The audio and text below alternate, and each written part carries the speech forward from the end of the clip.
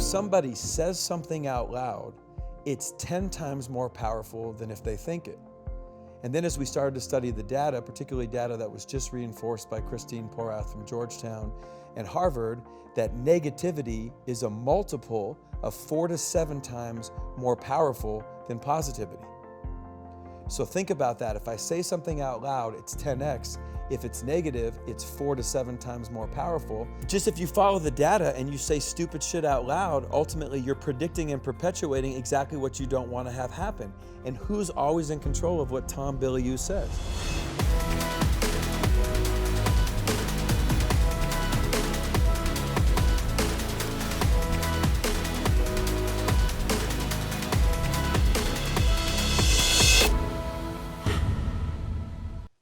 Hey everybody, welcome to Impact Theory. Today's guest is a former all-conference, two-sport college athlete who has turned himself into one of the most sought-after performance coaches on the planet. He's worked with 11 #1 draft picks and helped roughly 700 world-class athletes prepare for the NFL draft. He's worked closely with some of the most prestigious NCAA football programs and coaches, including Nick Saban, one of the most heralded coaches college football has ever seen. Proving that his methods work in real life, he's been part of 8 national championship games and worked with top performers across virtually every major sport there is. He's helped train tennis players, golfers, Major League Baseball players, NBA players, UFC fighters, U.S. Special Forces personnel, and even some of the highest achieving CEOs in business today. Sports Illustrated named him the sports world's best brain trainer, and he co-starred with future Hall of Fame quarterback Russell Wilson on ESPN's QB to QB, as well as appearing in ESPN's hit show Draft Academy. He's been featured by countless major media outlets, including USA Today, NPR, Sports Illustrated, Fox Sports, and many others.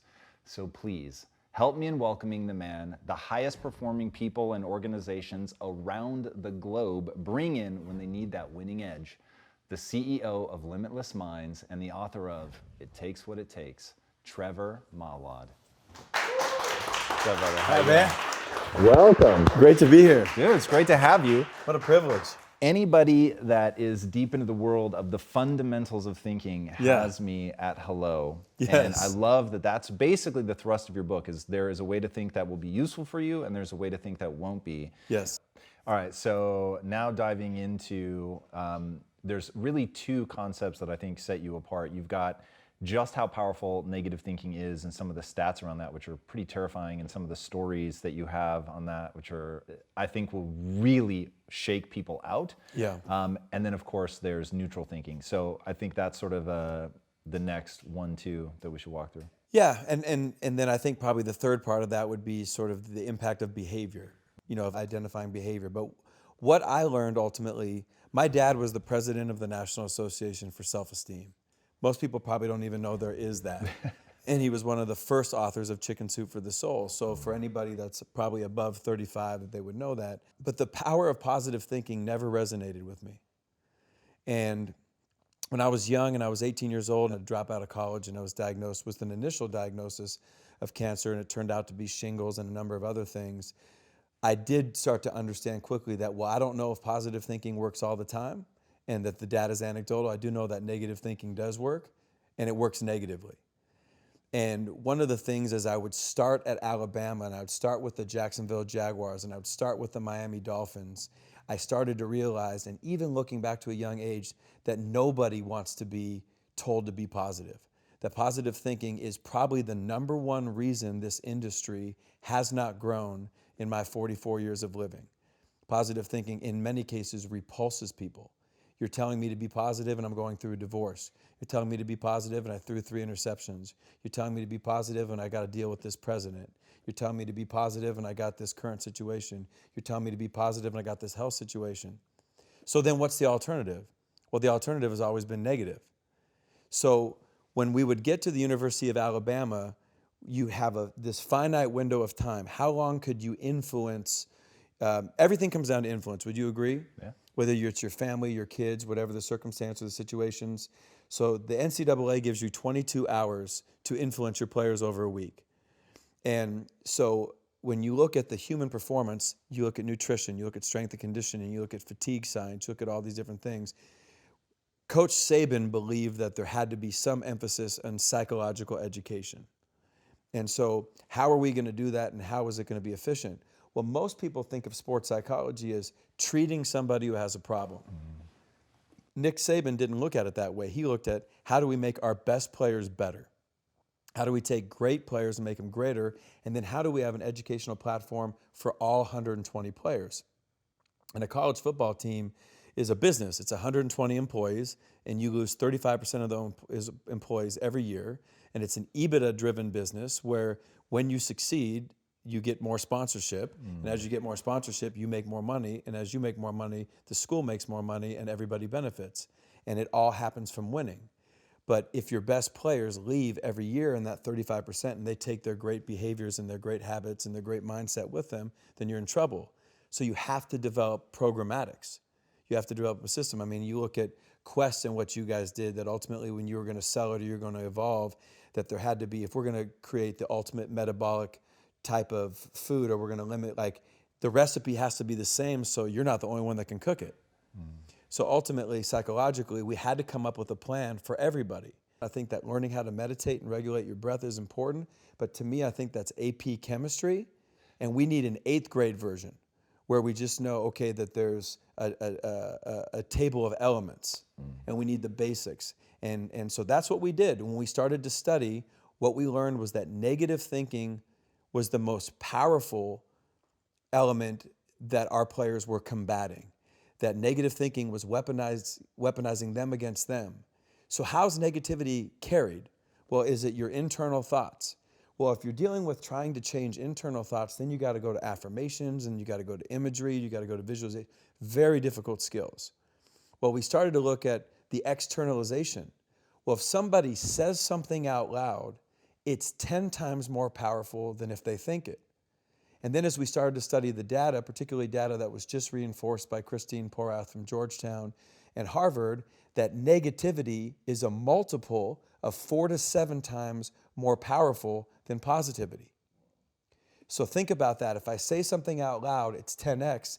If it's negative, it's 4 to 7 times more powerful. So when I say negative things out loud, it's 40 to 70 times more likely that that will happen or cause a result that won't be good for me than if I just didn't say anything.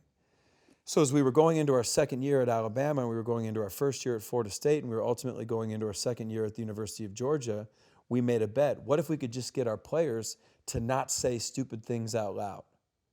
What if we could just do that?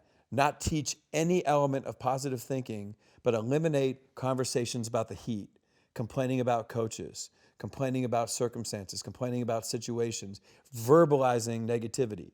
But we weren't going to lie to them and say, hey, be positive.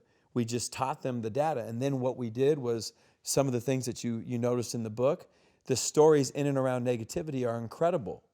Tell us some. Bill Buckner was one that took my breath away.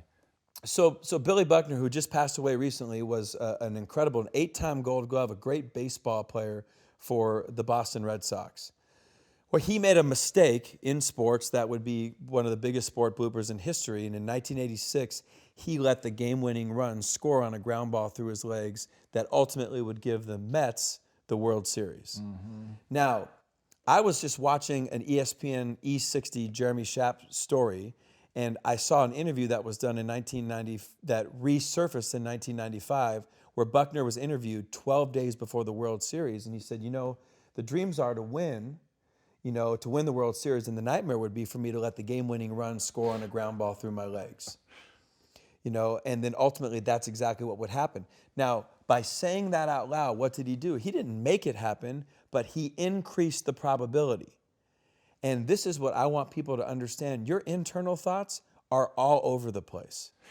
I want to push on that. Yeah. Do you think that he makes it more likely because it's going to subtly influence his behavior, or because you're talking to some magical deity that then says, well, you said it, and so I'm going to make it happen? I think that what he did is a subconscious plant. By verbalizing it and knowing that it's 10 times more powerful, he's planting it in his subconscious. He doesn't want it to happen, but it becomes something that's ultimately on his mind, and he gave it more power by verbalizing it. And then wasn't there somebody that said, oh, I worry that I'm going to retire and die at 40 of a heart attack? Right. So Pistol Pete Maravich, a basketball player, I'll give you two other examples, but he was interviewed at 26 years old, and he said, I don't want to play 10 years of pro basketball and die at the age of 40 of a heart attack. Well, he played 10 years of pro basketball and in Pasadena, California, died of a heart attack at 40. There's another great story that I saw from a magazine called Success Unlimited in 1973.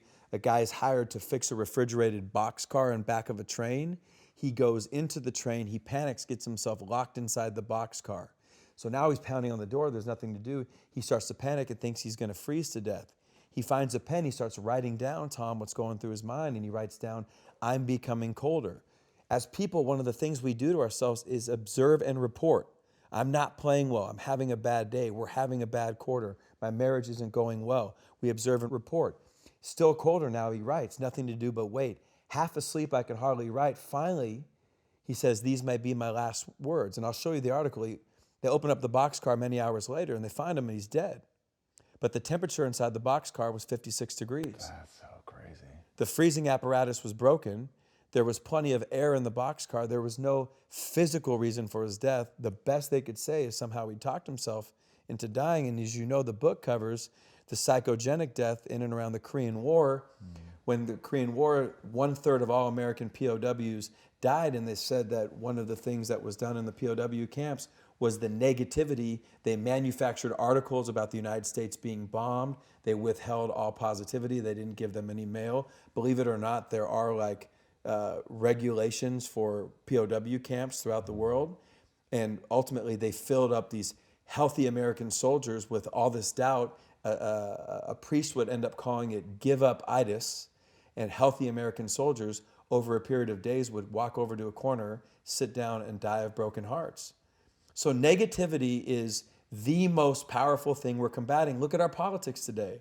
A positive message versus a negative message, it's no chance. Have you ever read Man's Search for Meaning?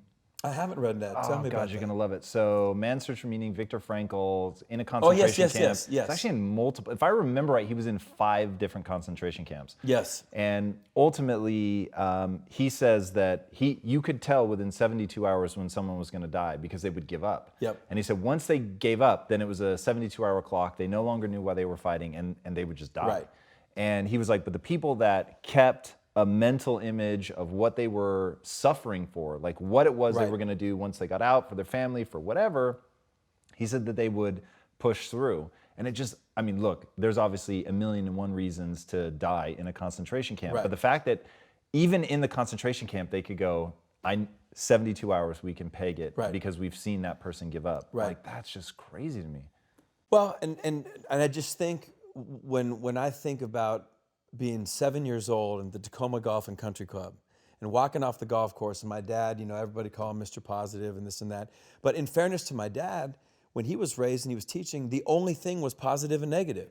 So if you weren't negative, you had to be positive. But that just never made sense to me. And if we could just learn how to not be negative, how to not externalize negative, then ultimately that would help them more than ever trying to be told to be positive. I love what you say, just shut your mouth. I thought that was, you've said it even more aggressively. More aggressively. I think it's super fucking powerful. Right. So what do you mean by that? Why is that so critical? Well, if you follow the data and you say stupid shit out loud, ultimately you're predicting and perpetuating exactly what you don't want to have happen. And who's always in control of what Tom Bilyeu says? You're always in control of what you say. People say, yeah, but I can't. The thinking, everybody's fucked up in the thoughts. I've been with people the night before Super Bowl, the night before national championships, 8 different times where the doubt's there, but we're not externalizing it. And then I'll have people say, well, what, do you want me to lie? I'm not telling you to lie. I'm telling you that if you look at the information and you say, I don't want to be here today, I hate this job, God dang, or you look at Mohamed Sanu, they're up 28-3 in the Super Bowl playing against Tom Brady, and he looks at his friend and says, hey man, they still got Tom Brady on their side. There is no lead that's safe. Well, fuck, why are you saying that? And you're almost predicting that that's what's going to happen. Now, ultimately, not saying stupid things out loud is you have to create an alternative. So I started thinking about a car. If a car's going backwards, it can't automatically go forward. So it has to shift into neutral, and then it stops. Then at that point, you can either go forward by changing your behavior, or you can go backwards by doing the same stupid shit you were just doing. Neutral is truth-based thinking. What's the truth? Okay? In 2010, you're running a data loss company, right? You've been doing it for 8 years. You graduated from USC Film. That's not what you want to do. You're 60 pounds overweight. You lose your weight. You find two buddies, and you say, hey, man, we're going to go into my kitchen. We're going to find a way to create a product that's going to be different than anything anybody knows. Well, I'm educated in this because I partnered with Gatorade Sports Science Institute at IMG, and and you created a value proposition that ultimately, based upon you didn't let your past predict your future. You used your past was real, but I want to do something different. So you behave differently. This is a really interesting part of what you say, that the past isn't predictive. Correct. So talk to me more about that, because I would say most people would say that the past is definitely predictive. Right, which is great, but they'd be wrong, right? So they would be wrong, and the simple fact of the matter is the past is real, okay? So the only thing that makes it predictive is if my behavior stays the same. So I'll give you a great story. So we both grew up in Tacoma, and there used to be a thing called Toastmasters. I don't know if you remember Toastmasters, but Toastmasters was a local, regional, and a national speaking group for anybody that wanted to get better at speaking. Well, my dad had gone to a Toastmasters early on and heard one of the most successful magazine entrepreneurs in the world speak. He comes back and tells me, I just had a chance to hear one of the most successful magazine entrepreneurs in the world speak. And he said, when are you taking your SAT? I said, I'm taking it next year. He said, well, this guy was failing out of high school. He was struggling. He was raised by a single mom in the Midwest, but he promised his mother he would take a test called the SAT. So he takes the SAT in May, his junior year, doesn't expect anything, gets his score back in June. Now the SAT, which I don't know how many your population know, but it's a standardized test with a math part and a verbal part. Both are scored out of 800 points. Well, this guy takes it. He's bombing. He's failing out of school. He doesn't expect anything as he's telling the story at Toastmasters. Well, he gets a 1480 out of 1600. So he's stunned, right? That would be for the smart people that listen to your podcast. Insane, yeah. Right, cognitive dissonance. Right? I got a 900 on my SATs just to give people a frame. Right, and I got a 990, excuse me. And I got a 1010, right? I was just, 4 digits. It was a miracle, right? But it's a hard test, and it's a variety of different things. So he gets the score, and his mother, doing what any mother would do, knowing her kid, says, did you cheat? Right? She knows her son, and he says, I swear to God, I tried to cheat, but the way the numbers were and the scantrons and the bubbles, you couldn't cheat. So she says, you mean to tell me you really got that score? He said, yeah, I got the score. So he's stunned, Tom. So as my dad's telling me the story, I'm like, okay. So he says, all right. So what he decides is, because he realizes he's smart and he's going into his senior year, he says, I'm going to go to class. Now he starts to go to class. He doesn't hang out with who he did when he didn't go to class. All right? Teachers see him in class and they said, hey, maybe Franklin Pierce, maybe we missed the boat on this kid. So they start to treat him differently.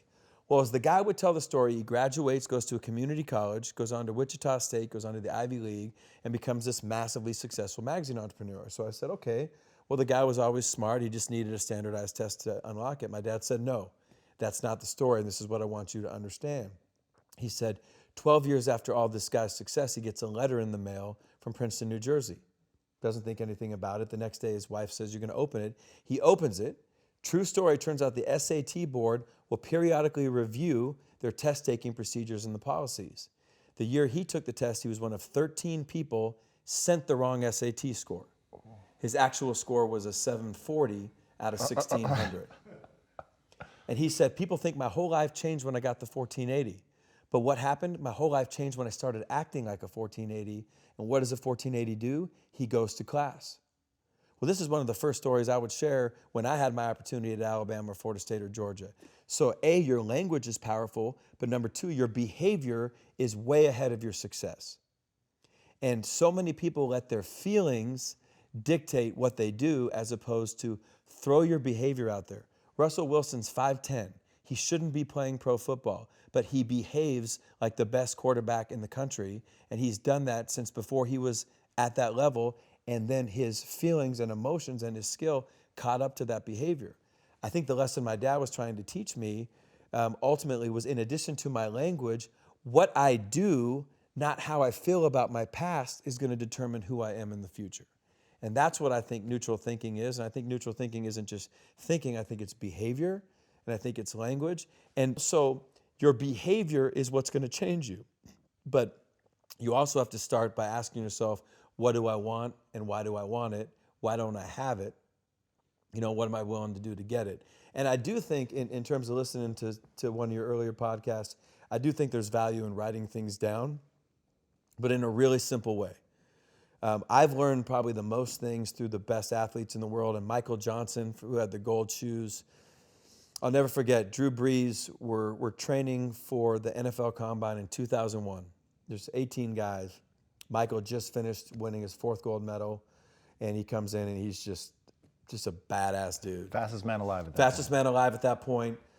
He had just run the 43.18, and then when he ran the 19.3, it was 26 miles per hour. The fastest 50 to 150, he ran 9.1 flat. So all these athletes were in awe of Michael. And I think Drew at the time says, hey man, do you set goals? He said, yeah. He said, where'd you learn? I said, what do you mean where'd I learn? So where'd you learn? Like, do you learn in college? I said, I didn't learn in college. He said, did you learn like SMART goals? Like, what the fuck are SMART goals? And SMART goals are specific, measurable, attainable, realistic, and with the time frame. Michael said, when I would go into Safeway, I recognized that if I walked into Safeway and I wrote 8 things down, I would walk into Safeway and I'd walk out of Safeway in 5 minutes. If I walked into Safeway and had nothing written down, I would be in there for 20 minutes and I'd find myself on aisle 8 and I'd be anxious and I'd be nervous and I'd be, why am I looking at the wheat thins and the ho-hos when I know I don't need any of those things? And he said, so because I wrote it down in Safeway and it worked, I figured, why would I be any different about my athletic career? And I think that that's the level that we need to educate people. I hope It Takes What It Takes basically is an introduction to self-help. That when I look at mindfulness being the brand and Headspace being $1 billion valuation, and I sit there and think at 44 years old and growing up in this my whole life, the only time I can meditate is at the end of church. It's such a challenging skill. And is it important?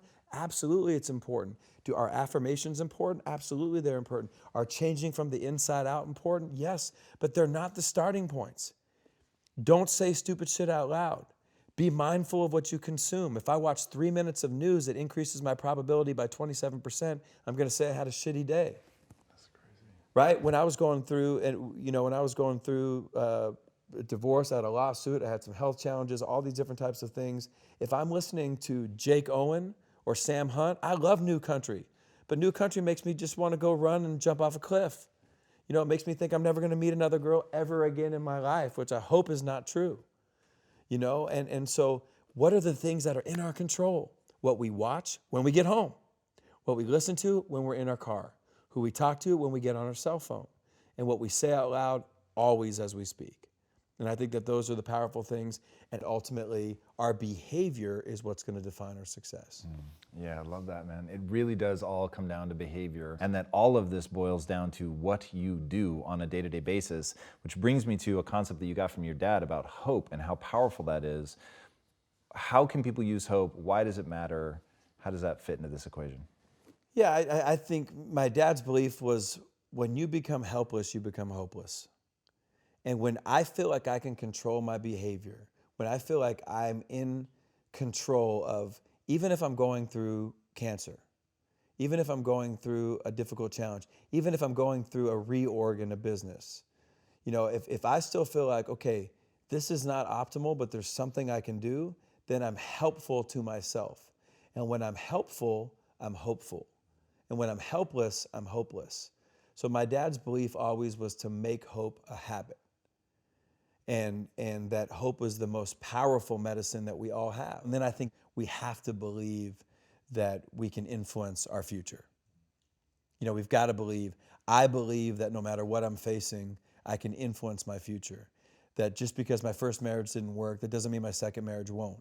But it's incumbent upon me to be better, right? And that's where if I'm spending time, well, she didn't do this, there's nothing I can do about that, right? But that's true, and that's where you're talking about, well, the past feels predictive, right? Well, I thought, hey, what are you going to do to be different going forward? But So many people think the self-help industry is about things you do. I think one of the things that makes athletes so incredible is what they're willing not to do, what they're willing not to say, what they're willing not to eat, what they're willing not to consume, what they're willing not to watch.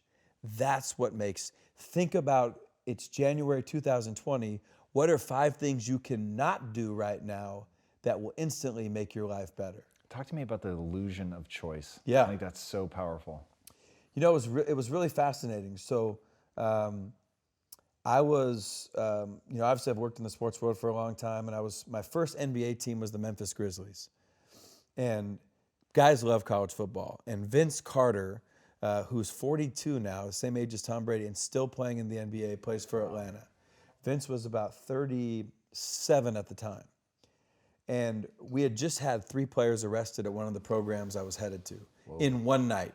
Like, we hit our quota for for a night. And Vince and I were talking. He loved college football, and he said, how many of those guys, Trev, want to play in the NBA or in the NFL? And I said, probably 7 out of 10. And he said, and isn't it crazy? They think they can do whatever they want and still make it to that level. And I said, what do you mean? He said, well, I'm 37. I'm still playing in the NBA. You think I can do whatever I want? I said, what do you mean? Yeah, I do think you can. He said, no, my choices are finite. I said, what do you mean? Like, choice is an illusion? He said, choice is absolutely an illusion. There's a set of behaviors that I do that allow me to play at 37. I can't slam dunk the ball now. Yes, I can still slam dunk, but if I slam dunk, it takes its toll on my knees, and I can't get back and play defense fast enough. So when I get down, I lay the ball up more times than not. I don't eat fast food after games. I lift weight every day of games. And I said, so choice is an illusion? He said, yeah. And I ended up going, at that point, I was heading over to the University of Alabama, and we sort of coined the idea of the illusion of choice. There are no choices. When you decided you wanted to build, you didn't decide you wanted to build $1 billion empire, but you decided you wanted to make a different type of nutritional bar, correct? Did you start with the bar? Yeah. And so there was either going to be a way that you did it, or there was going to be the way, and there was going to be a way that tasted just like muscle milk, or there was going to be a way that was going to be different. And you either did it or you didn't, correct? Yeah. And you were either going to commit the time, and I'm just using you as an example, but if I want to have a good relationship, I saw a statistic that said the average married couple talks 27 minutes a week. I was talking to some of my buddies about that, and they're like, that much? Where'd I find all the time? But that's obviously not a good statistic. Well, are you born with the gift to make time for people? No, it's a behavior. So to me, the illusion of choice is thinking you can have a good marriage and talk 27 minutes a week. So you have to make time in order to talk. And maybe you're on the road, you travel a lot, turning your TV off when you're on the road, doing simple better, turning the TV off, turning the light off, and just engaging in a conversation. You know, if you're engaging with your kids, there's a way to do it and there's a way not to do it. Thinking you have an infinite amount of choices is idiotic. And this generation right now, Generation Z and Generation Y, both think they can do whatever the fuck they want to do and still achieve things. You can achieve whatever you want to do in many cases if you're willing to get behind the behaviors that drive that success. But it won't be anything. Pete Carroll for the Seahawks, he'll let you go to bed at 5 in the morning if you want, as long as you can perform to a 9.5 standard when you get there. Okay? Well, what you're going to figure out is you can't go to bed at 5 in the morning. Okay? So you're going to have to adapt your behavior to get in alignment with winning behaviors. So the illusion of choice is this fact that there are not an infinite amount of choices. There may be options. Yeah, I can get pasta instead of a cheeseburger.